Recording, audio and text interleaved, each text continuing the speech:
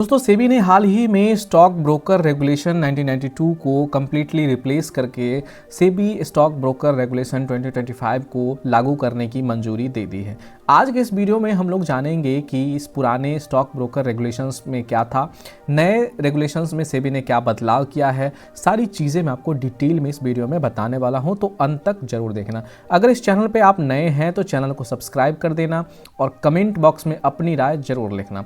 चलिए दोस्तों शुरू करते हैं शुरू से। सबसे पहले समझते हैं पुराने नियमों के बारे में। तो सेबी ने स्टॉक ब्रोकर से जुड़े नियम 1992 में बनाए थे, यानी आज से तकरीबन 30 साल पहले। उस दौर में ऑनलाइन ट्रेडिंग नहीं थी, एल्गो ट्रेडिंग का कोई कॉन्सेप्ट नहीं था, मोबाइल ट्रेडिंग एप्स मौजूद नहीं थे, डीमेट अकाउंट्स भी बहुत लिमिटेड थे। लेकिन समय के साथ सब कुछ बदल गया, मार्केट पूरी तरह बदल गया, टेक्नोलॉजी ने ट्रेडिंग का तरीका बदल दिया, ट्रेडिंग वॉल्यूम्स भी कई ज़्यादा बढ़ गए, लेकिन नियम वही घिसा पिटा पुराना आज के रेट में भी चलता आ रहा था। दोस्तों इसी वजह से धीरे धीरे रेगुलेशंस बहुत कॉम्प्लेक्स हो गए थे, लैंग्वेज बहुत ज़्यादा लीगल और कंफ्यूजन हो गई थी, ब्रोकर्स पर कंप्लायंस बर्डन बढ़ता चला गया, कई प्रोविजंस ऐसे रह गए जो आज के मार्केट में आउटडेटेड हो चुके थे।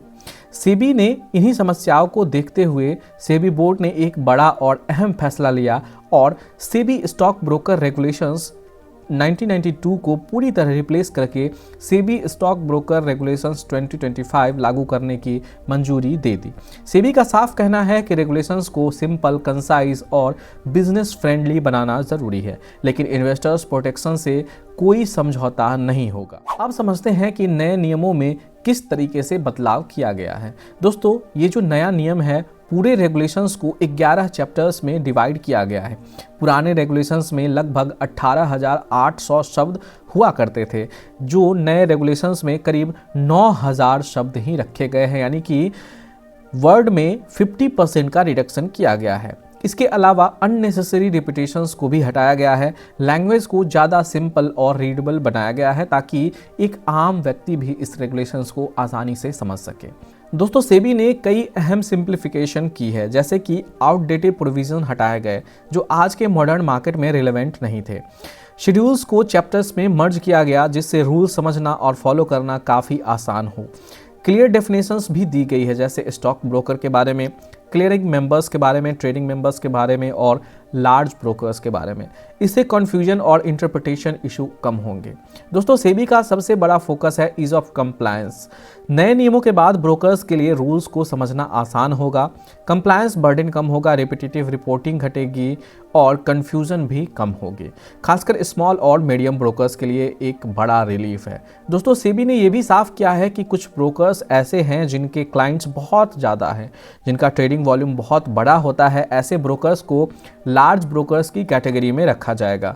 इन पर ज़्यादा स्ट्रिक्ट सुपरविजन रहेगा, रिस्क मैनेजमेंट नॉर्म्स और कड़े होंगे, क्योंकि अगर कोई बड़ा ब्रोकर फेल होता है तो उसका इम्पैक्ट पूरे मार्केट पे भी बड़ा होता है। दोस्तों नए रेगुलेशंस में एक और बड़ा बदलाव हुआ है, जो स्टॉक एक्सचेंजेस को फर्स्ट लाइन रेगुलेटर बनाया गया है। मतलब ब्रोकर्स की डेली मॉनिटरिंग एक्सचेंज ही करेंगे, नॉन कंप्लायंस की रिपोर्टिंग भी होगी, सेबी को स्ट्रक्चर्ड और रियल टाइम डेटा मिलेगा। इससे सेबी का रोल ज़्यादा स्ट्रेटजिक और इफेक्टिव हो जाएगा। दोस्तों नए नियम पूरी तरह से फ्यूचर रेडी है, जैसे कि मॉडर्न ट्रेडिंग प्रैक्टिसेस को ध्यान में रखा गया है, डिजिटल सिस्टम को स्ट्रेंथन किया गया है, एडवांस रिपोर्टिंग मैकेनिज्म भी लाए गए हैं। नए वाले रेगुलेशंस की मैं बात कर रहा हूं। इसके अलावा डेटा ड्रिवन सुपरविजन पर भी जोर दिया गया है, यानी सेबी मार्केट रेगुलेशंस को नेक्स्ट लेवल पर ले जाना चाह रहा है। दोस्तों सेबी ने इस पर बिल्कुल साफ मैसेज दिया है, ईज ऑफ डूइंग बिजनेस का मतलब लैक्स रेगुलेशंस नहीं है। इन्वेस्टर प्रोटेक्शन पहले जितना स्ट्रांग था अब भी उतना ही स्ट्रांग रहेगा।